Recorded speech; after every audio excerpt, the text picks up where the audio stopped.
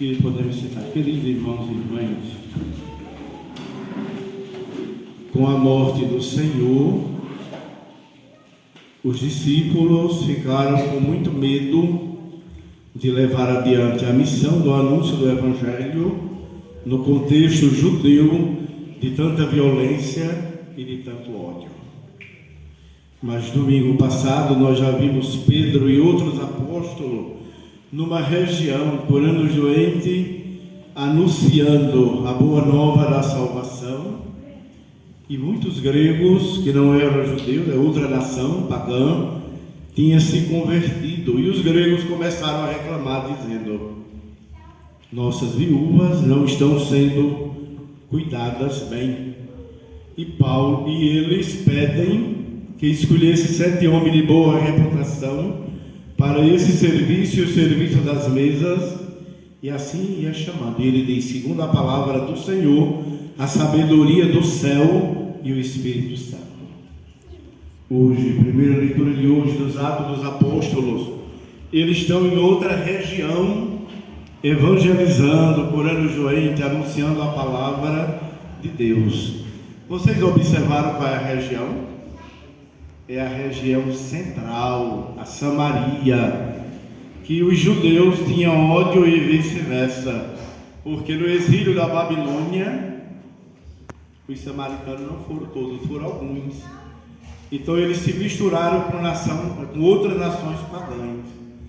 E aí havia um ódio dos judeus com a Samaria e os samaritanos. Lembra aquela briga, João capítulo 4, da samaritana com Jesus? Eles não se davam.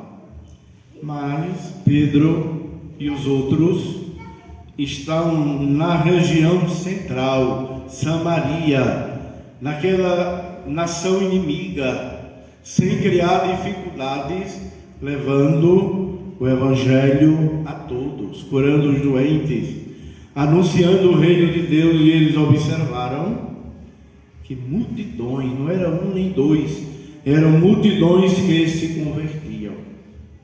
Mas é interessante que eles observaram alguma coisa: havia a conversão, havia o abraçar a palavra de Deus, o serviço ao reino de Deus, e havia o batismo.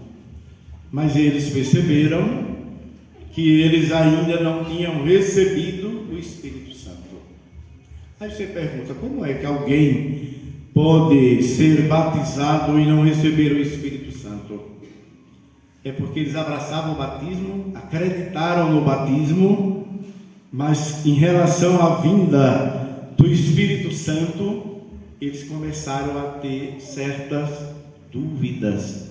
Veio ou não vem? É a ilusão dos 12. Como será o Espírito Santo? Em forma de pomba, não é? Então, eles não abraçaram na fé. Então o Espírito de Deus ainda não tinha vindo sobre ele. E a primeira leitura diz: é preciso abraçar a palavra, é preciso a conversão, é preciso o batismo, mas é preciso abraçar essa presença renovadora e transformadora do Espírito Santo de Deus, que renova a nossa vida e faz novas todas. Por isso que a segunda leitura do apóstolo Pedro, ele diz: olha, vocês têm que dar razão à vossa esperança. A esperança que o Espírito de Deus vem sobre nós, Cristo. Ele mesmo prometeu. E nós só vamos nos santificar pela presença viva do Espírito Santo em nós. Dá razão, segunda leitura de hoje, a carta de Pedro, a esperança e a santificação para sermos justificados em Cristo ressuscitado. Aí eles começam já se preparando para a ascensão do Senhor, a volta de Jesus para o Pai, entregando definitiva a missão nas mãos deles e nas nossas mãos.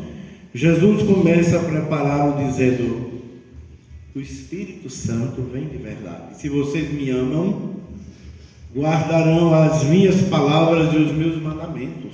Guardar a palavra do Senhor e o mandamento do Senhor é crer que o Espírito Santo vinha sobre eles Eles ainda não tinham acreditado nisso, sobre nós, sobre o mundo e sobre a igreja.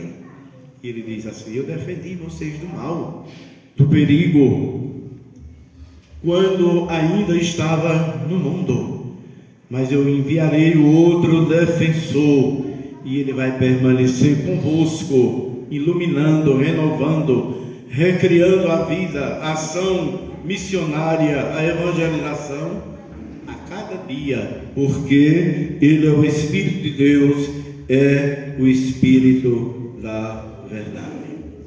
Ele permanecerá em vós. Aí Jesus fala novamente daquela relação de muita comunhão. O Espírito de Deus permanecerá em vós pela fé. Eu volto para o Pai, eu estou no Pai, o Pai está em mim, mas eu nunca vos deixarei só. Pela fé de vocês, pela oração, pela reza, pela fidelidade no Senhor. Eu não estou mais fisicamente como ele aparecia, mas eu estou espiritualmente. Por isso que ele diz: onde 2 ou 3 estiverem reunidos, eu estarei no meio de vós. Por isso eu permaneço junto de vós, e o Espírito de Deus estará dentro de vós. Aí Jesus faz outra promessa linda: não vos deixareis órfãos, abandonados, sozinhos no mundo, e ao ódio dos judeus ele quer dizer, mas saberei que eu estou sempre convosco.